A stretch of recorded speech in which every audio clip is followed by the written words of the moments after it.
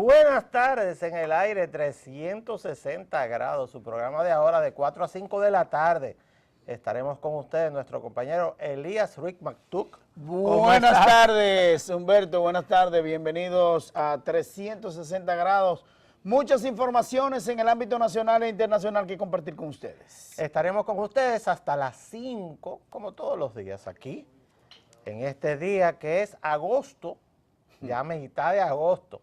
14 de agosto, Elías, y esta es una semana partida por la mitad, exactamente por la mitad. En el ombligo de la semana Sí, es día de señor. fiesta. Pero óigame una cosa, ¿por qué a la gente, cuando por ejemplo le llegó su final, le dicen, te llegó tu agosto?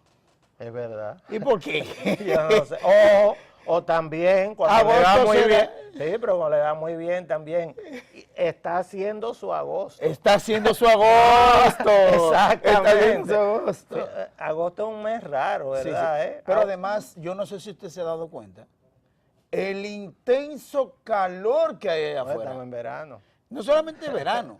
Ayer, el día domingo, la Oficina Nacional de Meteorología dijo que no iba a llover nada, que el cielo estaba despejado y ciertamente así fue.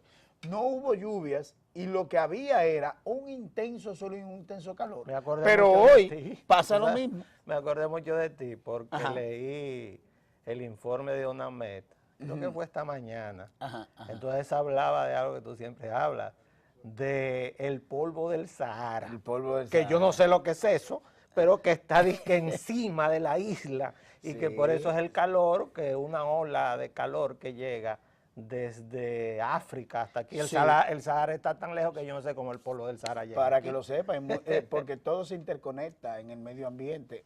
Dicen que el aleteo de una mariposa incide en toda la geografía nacional. Eso, y especialmente en el eso es medio. muy místico. Eso es muy místico. Miren, el día de hoy, porque esta semana se cumple el primer aniversario del segundo gobierno del presidente Danilo Medina. Pues en el día de hoy tuvo una rueda de prensa el ministro administrativo de la presidencia, José Ramón Peralta, donde dio un resumen de lo que han sido las actividades de su ministerio, que está íntimamente vinculado con las actividades directas del presidente de la República, pero agregó también otros temas, por ejemplo, el aumento de los visitantes a través de los proyectos turísticos que ha planteado el gobierno, la gran inversión que se está haciendo en el campo a través de la visita sorpresa y el financiamiento, y dio para las personas interesadas, que creo que tenemos que ser todos para saber en qué se invierte nuestro dinero, pues anunció la puesta en línea de la nueva página de la visita sorpresa que ustedes están mirando ahí en sus pantallas. La visita sorpresa tiene un nuevo formato, una página nueva, donde incluso se puede ver a través de este proyecto del Ministerio Administrativo de la Presidencia, pues los lugares donde se están haciendo las inversiones, la cantidad de dinero que hay en el presupuesto para esto, cerca de 50.000 millones de pesos, la cantidad de dinero que se ha ejecutado hasta este momento y provincia por provincia, usted puede ver las ejecutorias de este gobierno y yo creo que eso es bueno. Es bueno la transparencia, Elías. Definitivamente el gobierno de Danilo Medina está en las calles y está defendiendo su gobierno. José Ramón Peralta estuvo el domingo en La Vega, se reunido con unos jóvenes. El presidente Danilo Medina estuvo con los campesinos en su visita sorpresa y ha estado Gustavo Montalvo hablando a través de Twitter. Gustavo Montalvo, ministro de la presidencia, un hombre que no habla. Pero ¿qué es lo que pasa? Que se está hablando de la reelección presidencial a un año de el segundo periodo presidencial del presidente Danilo Medina. Y han tenido que salir a desmentir que hay reelección o no hay reelección. Tanto Gustavo Montalvo como José Ramón Peralta han dicho ambos que no hay ninguna reelección, ninguna intención de reelección presidencial. eso me asusta un poco. ¿Por qué? ¿Cómo que por qué? ¿Y por Así fue que dijeron la otra vez. ¿Y por qué te Que tienes no que había, asustar? que no había reelección, que no había reelección y que no había reelección. Pero ¿y Y por cuando qué te vino a tienes ver, que asustar? reformaron la Constitución de la República y se fueron otra vez. Bueno, como dice... Eso me asusta, porque eso quiere decir que es muy posible que haya una Como intención dice mi de amigo, reelección mi amigo y presidencial. mentor, don Álvaro Arbelo, tómate la pastilla. Pero mira, Que ahora es que falta, Elías, Sí, porque faltan 3 mientras años. Gustavo Montalvo escribía eso en Twitter, José Ramón no ha opinado. sí. No, él no dijo nada. Él dijo que le abrían las puertas del gobierno a los jóvenes, que en el PLD había que entrar una nueva generación, pero el presidente del PRD, Miguel Vargas Maldonado, dijo hoy que él no descarta la reelección y ese es un partido aliado al PLD. Eso me O sea asusta, yo le estoy diciendo que me Te estoy, te estoy diciendo que le tome la pastilla. Estoy asustado, le estoy diciendo, porque es que es un tema que mueve la suspicacia en la intríngulis del pueblo dominicano. Porque en el pueblo dominicano hay una especie como de cuestionamiento todo el tiempo de la reelección presidencial y le gusta como si va, si no va, y que en un momento tan difícil para el Partido de la Liberación Dominicana, porque el Partido de la Liberación Dominicana, el partido gubernamental, ha sido criticado vehementemente en este año, ha sido golpeado por el tema de la corrupción administrativa, por el tema de Odebrecht, la Marcha Verde. Entonces yo creo que no es prudente en este momento hablar de reelección presidencial y de reformas a la Constitución de la República. Elías, vamos Sin a sacar embargo, cuenta, ¿qué tú crees? sin embargo, Sacamos una cuentecita. sí, un momentico. Sin embargo, hay que decir que también hay otro movimiento, y es el movimiento de abrir las puertas a los jóvenes. Como usted bien decía, José Ramón Peralta hablaba a los jóvenes en La Vega y le decía, toquen las puertas del Partido de la Liberación Dominicana y si no se las abren, entren como quiera. Mire, Elías. Y Gustavo Montalvo hablaba de que el presidente Danilo Medina no solamente no se iba a reelegir, sino que se necesitaban caras nuevas, Elías, nuevos mira, rostros en la Elías, política. vamos a sacar cuenta aquí tú y yo. Ajá, adelante. La historia política dominicana de la democracia, esta, comienza en el año 1966, 1 de julio, cuando asume el presidente Joaquín Balaguer. En el 70, reelección, ¿verdad? Sí. En el 74, Reelección. en el 78, No, hubo cambio. pero hubo intento de Hubo reelección. intento de reelección. Y perdió. Claro. Perdió Balaguer, ¿verdad? Sí. En el 82, Jorge Blanco. pero... Perdón, Antonio Guzmán. Bueno, Jorge 78, Blanco, 82. Exacto. 82, Jorge Blanco. Pero intentó un movimiento dentro del PRD que hubiera reelección. Hubo ese intento de que hubiera reelección. En esa No ocasión pasó, no pero fue se intentó. Cuando pasó, ahí hubo un problema histórico, político, Claro. que fue cuando Antonio Guzmán Fernández Se suicidó. lamentablemente se suicidó, 40 días entonces estuvo Jacobo Magluta como presidente ya interino, vamos a decir. Claro. por el Vamos a asunto de la seguir muerte. sacando 86 gana Balaguer de 86. nuevo, ¿verdad? 90, 1986, 90, 1990. gana Balaguer. Reelección. Reelección. ¿Verdad? 1994.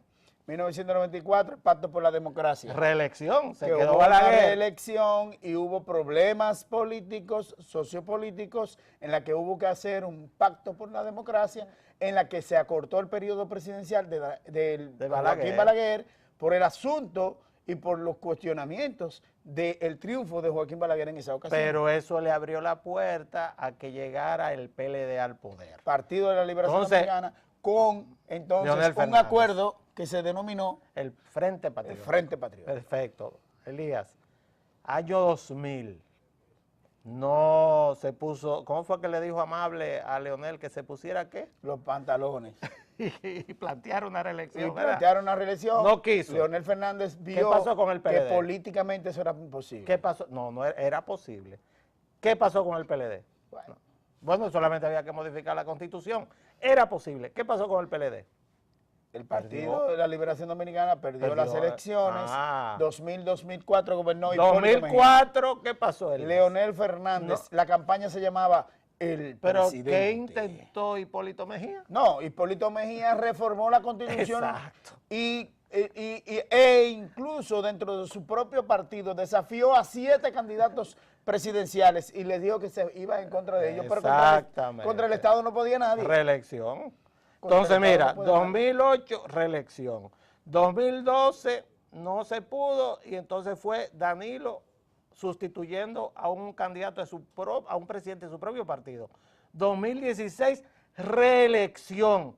Que se hable ahora de reelección es que suben las venas de los dominicanos, Elías, fíjate. Pero tú no te fijas que es que suben las venas de los dominicanos. Pero qué bueno que tú hayas planteado el recorrido histórico de la reelección. Claro. Y has visto que en cada uno de esos procesos ha habido traumas en la política, pero el país, en el país. Pero del país ha avanzado, pero déjame decirte, el país ha avanzado significativamente con proyectos de poder de largo plazo. Única forma en que los países se desarrollan, no existe otra. Yo creo... cambiar cada 4 años de un presidente o de un partido no es saludable para Yo creo en 2 periodos presidenciales y nunca más. Bueno, pero eso es tu creencia. Ahora el artículo de la Constitución dice que el pueblo es el dueño del poder a través del ejercicio soberano del voto. Entonces, esperemos, es temporáneo, tomémonos todas las pastillas, sí, no tratemos ese tema, ¿verdad? Hay que decir que faltan 3 años. Falta muchísimo. Mire, hablando de otro tema. Sí, cómo no. Usted mencionaba a Miguel Vargas Maldonado, que es el canciller de la República, es el ministro de Relaciones Exteriores y es nada más y nada menos que el representante del gobierno en el ámbito internacional. Y cuando habla el canciller de la República, habla el gobierno de la República Dominicana. Y por eso, el titular del periódico El Nacional en el día de hoy, que dice, Canciller República Dominicana, critica manejo, da la Organización de Estados Americanos a crisis de Venezuela. ¿Y por qué dice el canciller de la República, Miguel Vargas Maldonado, esto? Bueno, porque Luis Almagro ha sido juez y parte en el ámbito de lo que tiene que ver con las negociaciones en Venezuela y ha criticado vehementemente al gobierno de Nicolás Maduro, que nosotros sí lo hacemos como periodistas, porque entendemos que Nicolás Maduro es un dolor de cabeza no solamente para Venezuela, sino para todos los países latinoamericanos que sufren la situación de nuestros hermanos venezolanos. Ahora bien, el papel del gobierno, el canciller de la República, ha sido prudente y ha sido de conciliación entre las partes. ¿Por qué? Porque ha sido ahí la República Dominicana coherente con ese tema. Nosotros no podemos abogar, como dijo el expresidente Leonel Fernández, por una intervención norteamericana, porque nosotros mismos le hicimos hacer a la Organización de Estados Americanos un mea culpa y pedirle disculpas a la República Dominicana por la intervención norteamericana del año 1965. Nadie ha planteado eso. ¿El qué? Nadie ha planteado eso. Eso se tomó una frase fuera de contexto del presidente Donald Trump y han hecho todo un espectáculo con ese tema. Nadie en su sano juicio puede pensar que Estados Unidos en el año 2017 va a invadir un país. Bueno, eso no es verdad. Se ha malinterpretado en todo el mundo. Eso se tomó como una banderita para usarla con fines políticos, fines propagandísticos, pero a nadie se le puede ocurrir que Estados Unidos en este momento va a propiciar una invasión a un país latinoamericano. Bueno, lo ha hecho, ¿eh? Sí, recientemente, pero en este momento no. ¿Recuerda usted el caso de Manuel Zelaya? Pero no hubo tropas norteamericanas ahí. Sí. No, la última vez que hubo tropas norteamericanas en territorio latinoamericano fue con la operación para sacar del poder al señor Manuel Noriega, quien ya murió, y fueron enviadas a Panamá, y Panamá es un país con una íntima relación con los Estados Unidos, donde incluso había una base militar norteamericana, pero nadie en su sano juicio puede pensar de que Estados Unidos va a invadir militarmente. Dios lo oiga. Venezuela no lo hizo con Cuba, no lo va a hacer con Venezuela, no lo va a hacer con ningún otro país latinoamericano porque no estamos en época de eso. Simplemente la situación de guerra fría y confrontación ideológica cambió y al cambiar, a pesar de la retórica, yo también te aseguro a ti que tampoco Donald Trump va a lanzar bombas atómicas sobre Corea del Norte, no lo va a hacer, todo eso es retórica, discusión teórica, Bueno, todo lo que se quiera, pero no hay dudas de que yo estoy de acuerdo contigo en que la Organización de Estados Americanos, y estoy de acuerdo con la crítica que hace Miguel Vargas al secretario general de la OEA, sí, que debe convertirse en un árbitro y no en un actor, porque si usted toma partido por un lado, entonces inmediatamente se descalifica frente al otro, que fue lo que ocurrió, Elías, sí. con la comisión donde estaba Rodríguez Zapatero, Leonel Fernández y Martín Torrijos. No hay dudas que ellos tomaron partido por el gobierno venezolano cuando se exigía que hubiera que se convocara un plebiscito para determinar la forma en que se iban a realizar las elecciones en Venezuela. Ellos llegaban, se reunían con el gobierno, no plantearon una solución a la oposición y por eso se descalificaron. Y fíjate que esa comisión prácticamente terminó también su papel. Sí, muy lamentable la situación de Venezuela, de la terrible. intermediación Sí, es terrible. que hubo, por ejemplo, por parte del presidente Leonel Fernández, que mantiene su posición, por cierto, ayer él se pronunció en esos términos diciendo precisamente que sería un error histórico. Oye, ¿tú sabes, por parte Elías, de Estados y Unidos. ahí ha fracasado todo el mundo. ¿Tú sabes quién fracasó también? El Papa Francisco. El Papa Francisco también envió a una persona, a un enviado especial, intentó a través de la conferencia del episcopado, pero cuando hay diálogo, tiene que haber diálogo con los oídos abiertos, no este diálogo de sordos Estoy totalmente que existe en Venezuela. Estoy totalmente de Mira, acuerdo con usted. El gobierno, mientras tanto, el gobierno, perdón, Humberto, el gobierno de Nicolás Maduro llamó a una gran marcha en contra de Estados Unidos. Oiga eso. Sí, por eso es propaganda. Partidarios del presidente Nicolás Maduro se concentraron hoy en el centro de Caracas para marchar hacia el Palacio de Miraflores, con miras también. Es como una forma de buscar y de dar a conocer a la opinión pública internacional de que el gobierno de Nicolás Maduro tiene un respaldo interno de la población venezolana. Pero no hay duda de que hay una situación de que la mayoría de los venezolanos está sufriendo esta situación. Hay algo inédito en el país. Funcionarios públicos que se están bajando el sueldo. ¿Cómo? Eso yo no lo veía desde el año 66. No escuchaba de eso como parte de la historia política dominicana. Sí, sí. Los jueces del Tribunal Superior Electoral decidieron en su primera resolución bajarse el sueldo. No te lo creo. La resolución es del 11 de agosto y se redujeron. El presidente del Tribunal Superior Electoral ganaba 456.842 pesos. Se lo bajó nuestro amigo Jaques, Román Jaques, a 375.000 pesos. Como quiera, una reducción de 82.000 pesos en su salario. Y los jueces que ganaban 410.000 pesos, los otros 4 jueces ahora van a ganar 360.000 pesos, una reducción de 50.000 pesos en su salario, que lo que hace es equiparar el salario de los miembros del Tribunal Superior Electoral a los miembros de la Junta Central Electoral.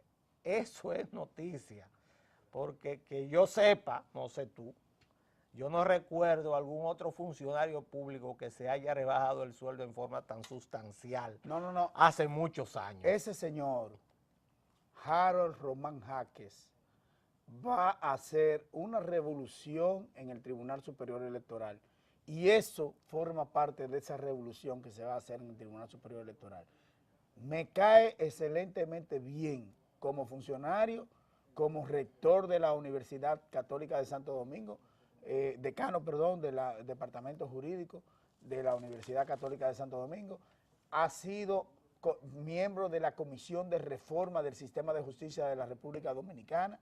Harold Román Jaques es un excelente ciudadano y va a ser una revolución en Tribunal Superior Electoral. Bueno, se rebajó el sueldo, yo creo que eso es una noticia. Sí, excelente. Bastante curiosa. Excelente, el Por periódico cierto, nacional la trae. Es bastante curiosa la noticia. Sí, Mientras sí. por otro lado, pareciera que hay un escarceo con el tema del niño que murió en la parte norte, en Santo Domingo Norte.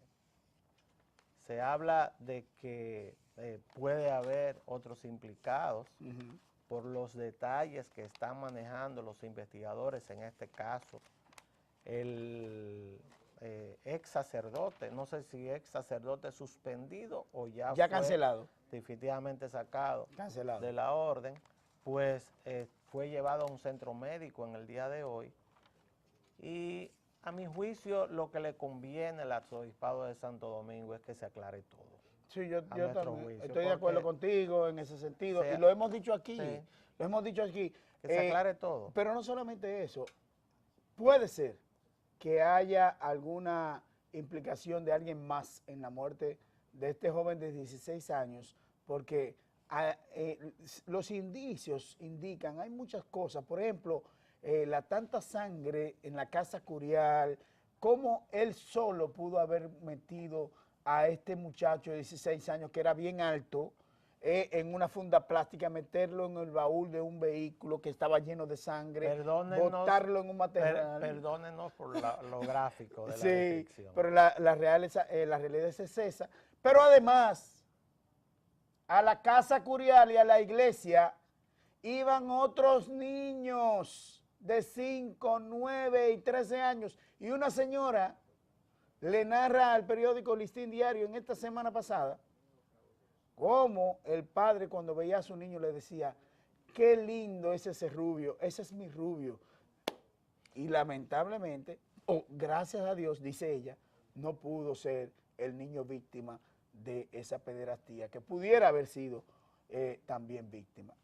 Hay un tema con eso que yo creo que lo que conviene, porque incluso hay una verja que separa la iglesia y la casa curial de un colegio que está lleno de niños, donde este sacerdote impartía clases, se dice que fue incluso director interino probablemente de este plantel. Es un caso muy lamentable que afecta a la iglesia, pero yo le pido al arzobispado de Santo Domingo que actúe de la misma forma que lo está haciendo el Papa Francisco. Hace alrededor de 3 semanas aproximadamente, a la figura número 3 del Vaticano, pues se le levantaron acusaciones en su país natal, Australia, de haber protegido o ejercido la pederastria. El número 3 de la Iglesia Católica, una iglesia que tiene 1.500 millones de personas que creen en la Iglesia Católica. Y de allá, del centro de Roma, desde el Vaticano, pues el Papa inmediatamente produjo la destitución de esto, que era un cardenal australiano, y fue enviado hasta Australia, donde está siendo juzgado por los delitos de que ha sido acusado. Claro, nosotros asumimos de que es una persona inocente hasta que un tribunal dicte su culpabilidad. En el caso dominicano, pues este sacerdote, que yo estaría muy preocupado e incluso asumiría una actitud proactiva frente a las familias que tienen sus niños en este colegio y también las familias que son asiduas a esta iglesia, en el sentido de dar una explicación exhaustiva de todo lo que ocurrió y tratar, Elías, en lo que sea posible de matizar los daños. Son daños, si es que existen otros casos, a niños que van a quedar con una herida emocional durante toda su vida. Sí. Probablemente mayor que las heridas físicas que puede infligir una persona cuando hiere a otra. Estas son heridas que no se curan. Es tan así como tú lo dices, Salazar, que la señora a la que yo me refiero, que le dio las declaraciones al periódico Listín Diario, se llama Carla, no recuerdo su apellido. Ella decía que su niño se despertaba de noche. Míralo. Traumado por la situación de que había conocido sobre el asesinato del joven Fernelis, y la verdad que esto pone de manifiesto, como tú bien dices, que son traumas que no se curan, porque una herida física, cualquier, mentiolé, No, alcohol, con sutura, una sutura, con se cura, sutura. pero cuando se trata de traumas internos es mucho más peligroso. Ahora bien, en el día de hoy, los medios de comunicación escritos dieron a conocer la situación de la iglesia, a donde el padre, precisamente Elvin Durán, oficiaba la misa. Y usted sabe una cosa, estaba llena de feligreses. Lo que quiere decir que la iglesia católica en ese sentido ha salido triunfante, porque la gente, los feligreses de la iglesia católica, no siguen a los sacerdotes, siguen a la iglesia. O sea, los principios católicos, de los cuales yo no estoy en ningún acuerdo, pero respeto esa religión, los principios están primero que las personalidades. Y qué bueno que sea así, porque en el caso de que se sigan a las personalidades, hubiese sucumbido no solamente la iglesia católica, todas las iglesias del mundo.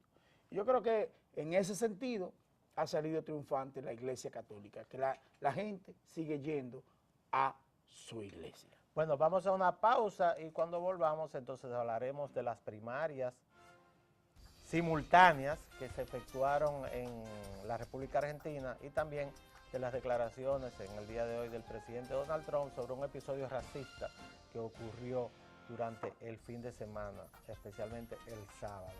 Volvemos después de la pausa.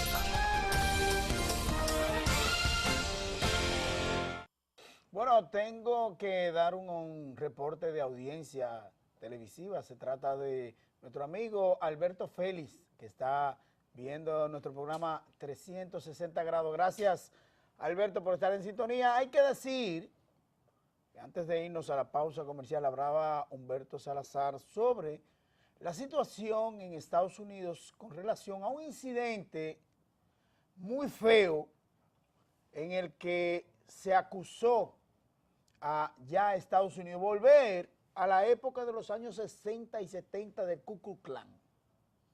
¿Ustedes recuerdan aquella época de racismo, supremacía blanca, nazismo, para decirlo específicamente?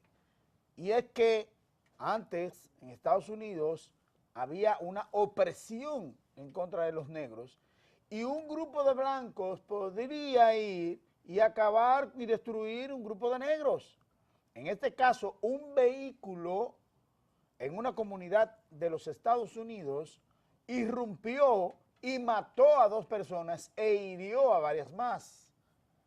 Y entre ellas habían personas blancas también. Pero lo que se le atribuye es a personas que creían o se creían todavía en aquella época de la supremacía blanca. Cuando se le habló sobre el tema a Donald Trump fue muy ambiguo y como culebrero, para decirlo en buen dominicano. Y eso le desató unas críticas por parte de todos los medios de los Estados Unidos, Europa, incluso el periódico El País tituló precisamente este particular en el día de hoy, y Donald Trump entonces ha echado hacia atrás y ha respondido a esas críticas. Y qué bueno que lo haya hecho. Ha dicho Donald Trump que es repugnante